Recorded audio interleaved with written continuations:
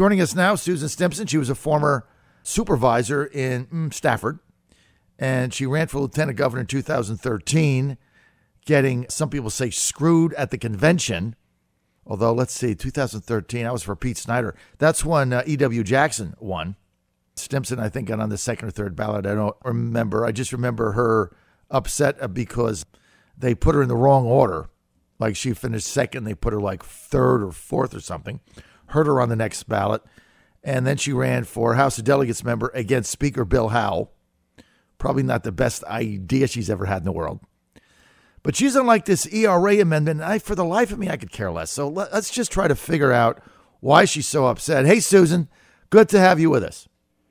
Good morning, John. And I just want to say thank you for giving this discussion an opportunity for your readers to make their own decision. So thanks for the time on the show. I'm only doing it, Susan, because of you. That's the only reason I'm doing it, because you're so passionate about it. And even though I don't agree with you, I do like your passion. And you kind of did get screwed at that convention, I remember. I remember you jumping up and down. What, did you finish like second or one of the balloting and they put you fifth or something? What happened? I guess there's no need to rewrite history. We are where we are today, and God's completely sovereign and in control. But one thing I am concerned about right now is what Senator Jill Vogel and other Republicans are doing and teaming up with the Democrats to enshrine abortion into the Constitution via the Equal Rights Amendment. All right. What's your beef with Jill Vogel?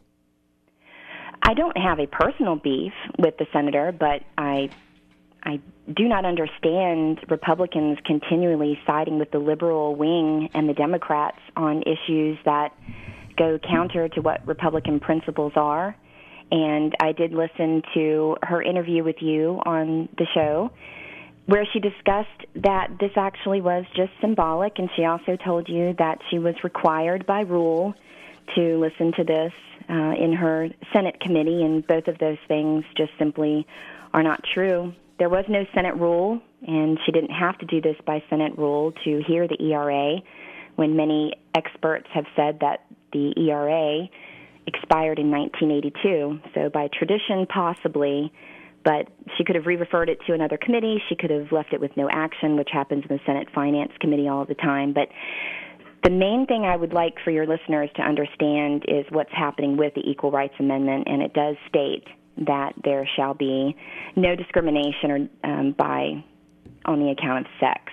And what the liberal wing is saying is they need an end run for Roe v. Wade, and this will be a way to enshrine this in the Constitution. And Ken Cuccinelli has come out very forcibly stating that this is about abortion, and it is going to expand access to state-funded abortions, including court-ordered public funding of abortion.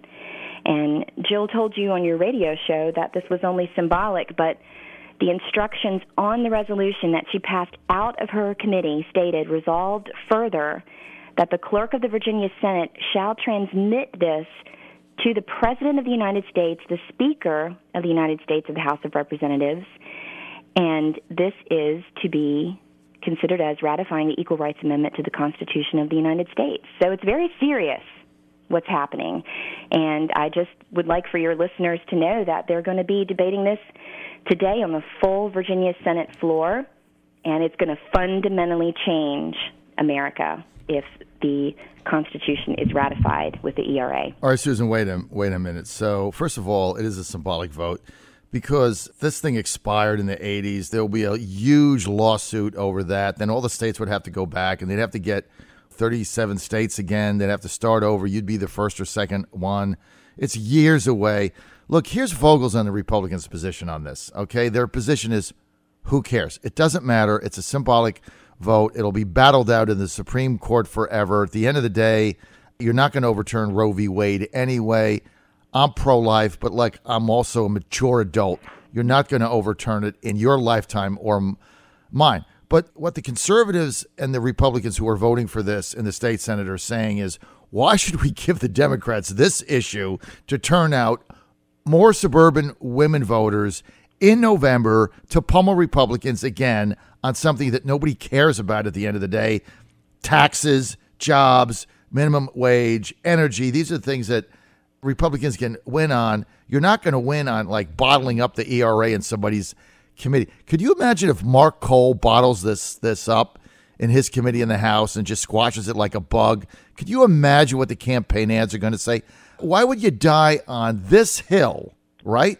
Why would you die on this hill and turn the House of Delegates over to the Democrats in probably perpetuity? Like, why would you die on this hill? I don't get it.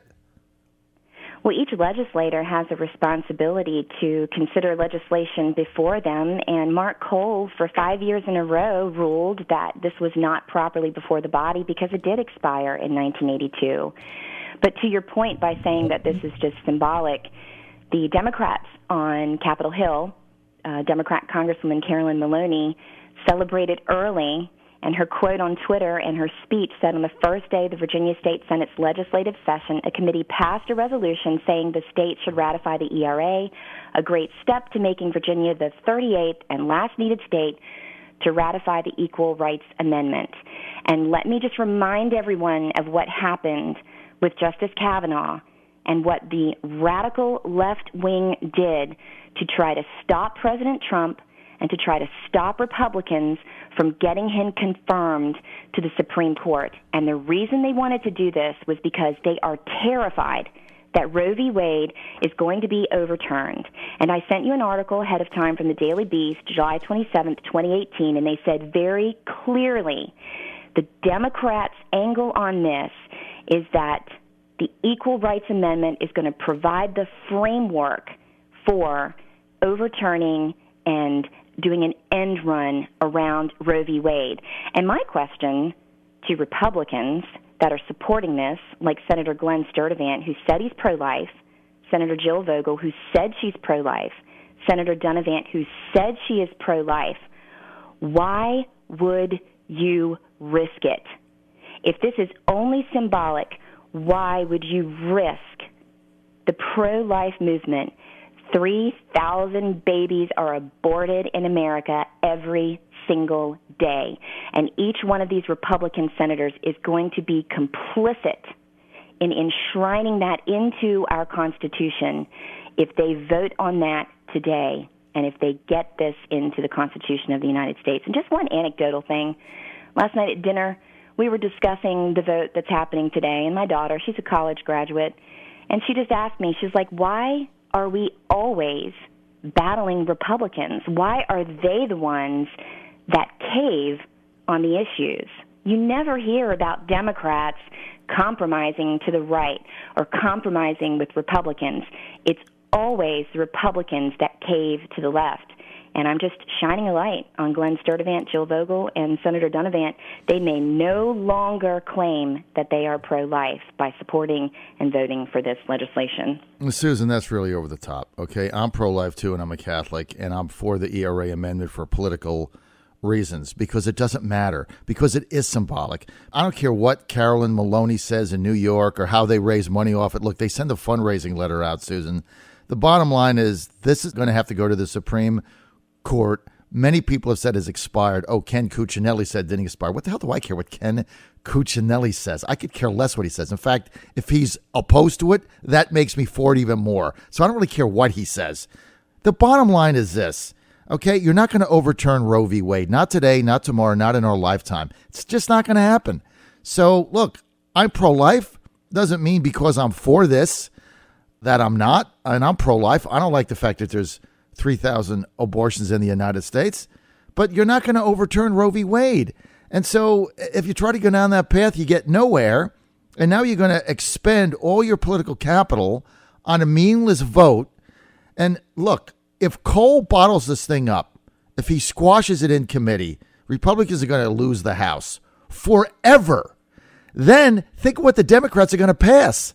They're going to pass all kinds of crazy stuff, including repealing right to work and who knows what else.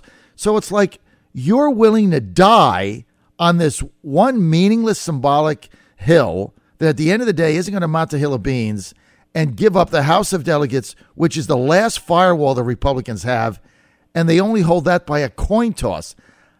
Politically, Susan, I don't get where this makes any sense. I just don't. I respect your passion, but look, Cole should let this get out of his committee, vote on it, bring it to the floor, and let the chips fall there may. And then you have every right to criticize whoever voted for it. I have no problem with that. But John, I guess I just want to say I don't understand what you're saying by dying on a hill. I'm not dying on a hill. Yes, I'm using you are. my voice to speak passionately on an issue, and we are talking about a constitutional amendment to the United States of America. We only have 27. This would be the 28th. And the final point I do want to make on this, if this is only symbolic, why are these radical left-wing women chasing down Republican delegates like Delegate Margaret Ransom, who opposes the ERA? They chased her down the hallway in the Capitol last week where the Capitol Police had to be called. If it is just symbolic, then millions of dollars to get this through. And one final point. It's hard enough in today's climate with the radical left. They bully, they name-call anyone who disagrees with them. Their operation is thuggery. And the irony, Vogel supposedly championing women's equality, but she chose a pejorative and demeaning put-down of those women who disagree with her stance on the ERA. She called the women hysterical. So instead of saying that I respect your viewpoint, but I disagree, she calls GOP women hysterical. So guess what, Senator Vogel? I think you're smart. I think you're an accomplished attorney. I think you know exactly what you're doing, and I don't underestimate you. And that's why I am speaking on your show today. I'm speaking out against her. I want everyone to know that Jill Vogel has sided with the Hillary Clinton wing of the Democrat Party. That's her team. And my team, any day, are going to be Republicans like Senator Ken Cuccinelli, Senator Amanda Chase, Delegate Margaret Ransom. That's my team. So there you have it. Here's my position, and I respect your passion, and I don't think you're hysterical. But I also understand Vogel's position and Sturtevant's and Siobhan's, right? I get both sides. The bottom line is, if Mark Cole, and he's the chairman of the committee where this is going to be heard in the House, if he kills it in committee, you are going to lose the House of Delegates, okay? Eileen is going to be Speaker. Kirk Cox is done. The Republicans will never be able to raise another dime, and this state is going to be blue, blue, blue for as long as you're around, right? You'll never win it back. You'll never win the Senate back. You'll never win the House back. Well, then you're going to just lose. I mean, just keep losing because it doesn't matter. Caving for what? You're not caving on tax. Look, you know what? Kirk Cox just put in one of the biggest tax cuts in Virginia. That's what they're fighting for. That's what they want to take to voters in 2019. They don't want to go to the voters in 2019 in suburban Richmond, Chesterfield, Henrico, and say, vote for us because look what we did. We squashed the symbolic ERA vote in some Mark Cole committee. Aren't we great? Susan, that is a prescription for electoral annihilation. Nobody in the right mind is going to do that. I get your passion. It simply doesn't make any sense. And I don't think anyone pays attention to what happens in a committee. Oh, I think what sure they they pay attention to is they've got millions of dollars, Susan. And they know last year that Republicans were betrayed by, our Republican Party when they expanded Obamacare in Virginia. They expanded Medicare, and I was in favor. In this century, there you go and again, now Susan. On the precipice of enshrining abortion into the Constitution with the Equal Rights Amendment. What did Ken Cuccinelli give you that line, Susan? Enshrining abortion in the Constitution. Suburban women voters, but they're going to lose Republican votes. Is what they're going to do. I understand your position. Okay. Take your Ken Cuccinelli line, enshrining abortion in the Constitution. That just doesn't work, right? It's Cuccinelli's line. It's a snooze fest. Bottom line is, let's get it out of the committee, and then when it gets to the floor, then you have your battle. I just wanted to get to the floor, and we'll see what shakes out. And as far as selling out principles, I was the biggest champion for Medicaid expansion, and I ran Trump's campaign in Virginia. So I was the biggest advocate for it. Why? Because it makes sense. I mean, you have to make sense. Obamacare, so you were on the opposite Obamacare side had nothing. Obamacare has nothing to do with Medicaid expansion. That's another Ken Cuccinelli line, another failed politician in Virginia who took the entire state down.